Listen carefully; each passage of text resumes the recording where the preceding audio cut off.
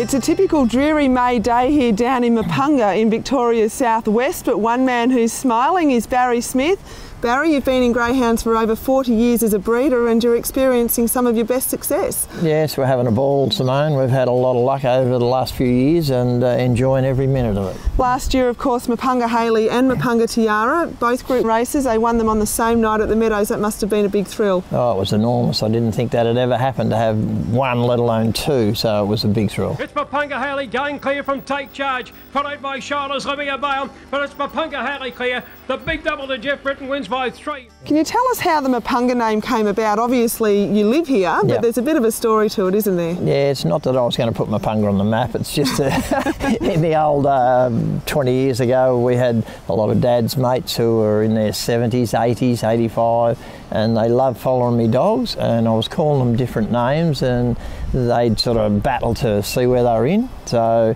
I decided to call them Mapunga as a prefix, and they were rapt because they could just go down the fields, pick out the name and mark it off and watch it on Sky Channel. And then the pressure was on. Yeah, it was on. Then we had to get winners for them, didn't we? That's right. Yeah, that's right. One of your biggest things is you live on a dairy farm, you're Yes. a dairy farmer, so Yeah. you've got access to fresh milk every day, Yep. and you give your pups copious amounts of that, don't you? As much as they can drink. Yeah, Yeah. we give them, probably depends on how many pups are there, but just as much as they can drink each morning, and then they get dry food and meat and bones and whatnot. So it's just a common sense thing on rearing, that's all it is. It is interesting because some of the other top breeders Yep. steer away from milk completely, whereas you've They do, had yeah. so much success with Yep. it. Yeah, well, if it's working, don't stop it, keep going, and we've had great luck with it. So, and of course, it's pretty cheap when it's on the farm. We just grab it out of the vat. Yeah.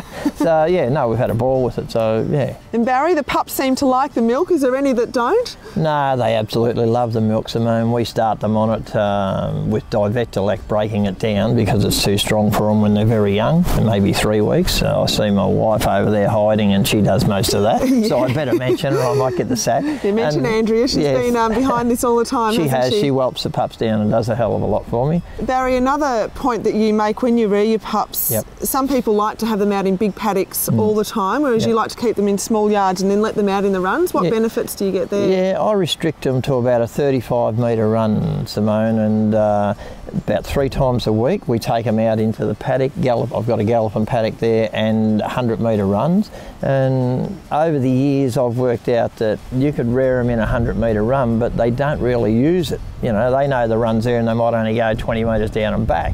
So when my pups go out, they really want to run. If you have a look at the pups, you know, they're 7 or 8 months and they're conditioned. They've got, you know, They good do look muscle like race structure. dogs almost, don't yes, they? Yeah. Yeah. So, and I guess, look, everybody rears different, but that's my way of doing it. And you've kept your numbers small.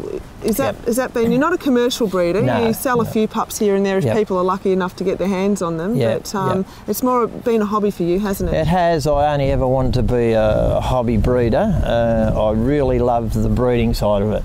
The money's not important, it's just I love getting winners and love to get a group race if we can. And the breeding and rearing was what I wanted to do. I could have bred heaps of pups, but no, I've always held it to about 3, maybe 4 litters a year maximum, and we probably sell half of those just to cover the rearing of the ones that we keep. You've had it all up around a dozen Group 1 winners or group races? There's probably about 10 or 12 group races that the dogs from here have won, maybe more. Mapunga Nikki, of course, has been one of my favourites. She won the Adelaide Oaks and the Adelaide Cup. But yeah, and every group race is a bonus, I tell you. You don't knock any of them back. They're all special, aren't Yeah, they? they are. They're very special, yeah. So where to for the future, Barry? Will you continue doing what you're doing? We'll just keep plodding along because I love just breeding those few litters, and I still love me dogs. I do love me dogs. So while I can do it and while I'm healthy, we'll keep going. We'll keep trying to get some Group 1s. Yeah.